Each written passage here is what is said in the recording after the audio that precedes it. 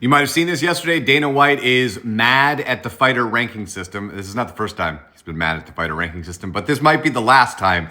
And what is he particularly mad about? He's mad about the fact that Khalil Rountree didn't get moved up after that fight. So what happens, and I can tell you because at one point I was part of the ranking system. What happens is immediately following an event, you have to change the rankings and submit them to the UFC, and then it reflects on that following Tuesday. You can see how the rankings have moved around.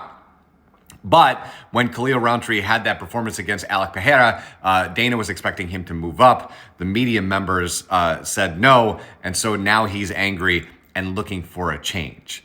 As I said, I was part of this. In February of 2013 is the very first time that the rankings happened. It's happening because of the deal with Fox, because Fox thought that it would be more interesting if it was number 3 versus number 6 or number 2 versus number 3, as opposed to names, because they were doing a lot more events. So it was harder to build up those brands. It was a great thought at the time.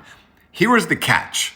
First, from the jump off, most of the huge journalists in the MMA world didn't really want a part of this because they didn't want to think like they were impacting how these fights were made. So like the Ariel Helwanis and Luke Thomases of the world, they don't end up doing this. What happens is a bunch of other people take that place. I, for example, was doing an MMA show on an ESPN affiliate in Michigan, and so that's how we got involved, is through our relationship with the UFC. I end up getting removed from the panel, and rightly so, because I missed too many events, because they were doing a ton of events and I just, life got in the way, couldn't do the rankings, so they booted me, which they absolutely should have done. However, fast forward to today, I want you to see this list. Ariel Helwani put this up yesterday. This is the list of the current voting members in the UFC.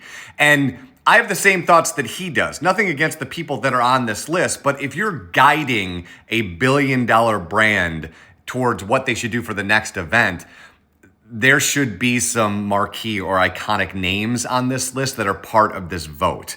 And as you can see, pause if you want to read it, you probably don't recognize most or any of these outlets. And if you watch enough MMA, or really any MMA, you should probably notice some of them.